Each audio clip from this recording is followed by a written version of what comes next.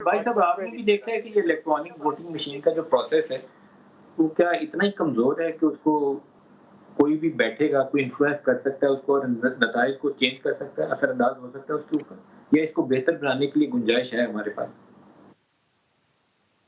دیکھیے پہلی بات تو یہ ہے کہ جو اعتراضات ای وی ایم کے بارے میں ہو رہے ہیں، ہمیں ایک پہلا سوال تو یہ ہے کہ کیا جو موجودہ طریقہ انتخاب ہے، جو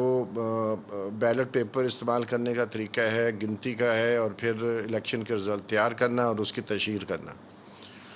اس میں جو پرابلم ہیں کیا ای وی ایم کی وجہ سے وہ پرابلم کم ہوں گے یا زیادہ ہوں گے؟ یہ بنیادی سوال ہے جس کو ایڈریس کرنے کی ضرورت ہے ہماری بحث میں اور ہماری ڈیبیٹ میں، اور میں ابھی تک دیکھ رہا ہوں کہ یہ سوال زیر بحث نہیں لایا جا رہا،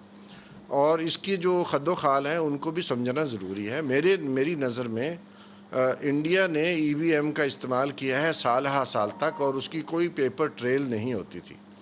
جو احمد بلال صاحب نے کہا ہے کہ وہ چپ کے ذریعے چینج ہو سکتا ہے، تو وہ پریزائڈنگ افسر کے ذریعے تو پورا پولنگ بوتھ جو ہے وہ چینج ہو سکتا ہے۔ تو اس کا مطلب یہ تو ہرگز نہیں ہے کہ ہم پھر الیکشن ہی نہ کرائیں، کیونکہ ہمیں پتہ ہے کہ موجودہ جو طریقہ انتخاب ہے اس میں بے تحاشا پرابلم ہے،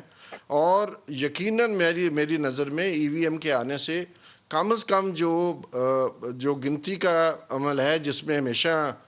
گڑبڑ ہوتی ہے، اسٹالن نے کہا تھا کہ ایشو یہ نہیں ہے کہ ووٹ کون ڈالتا ہے، ایشو یہ ہے کہ گنتی کون کرتا ہے۔ تو یہ جو بہت ضروری ہے کہ جو ای وی ایم ہے اس کی جو ڈیمونسٹریشن ہم نے دیکھی ہے،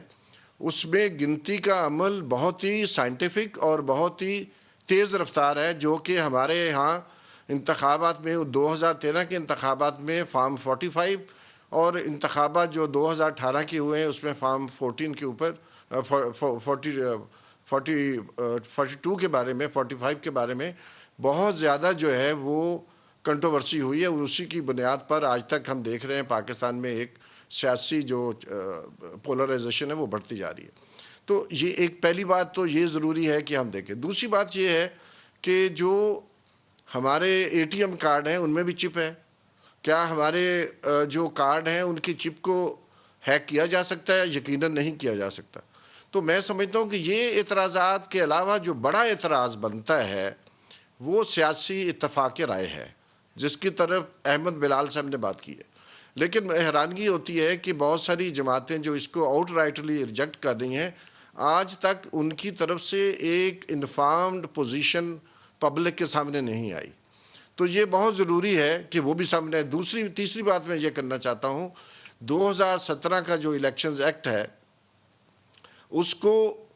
تیار کرنے میں ہماری پارلیمنٹ میں متفقہ طور پر اس کے اوپر جو ہے بات چیت کی، اس کے اوپر اتفاق کیا، اور اس میں اس کی شک 103 میں بہت واضح طور پر لکھا ہے کہ الیکشن کمیشن ای وی ایم اور دوسری ٹیکنالوجی کا استعمال کرے گا۔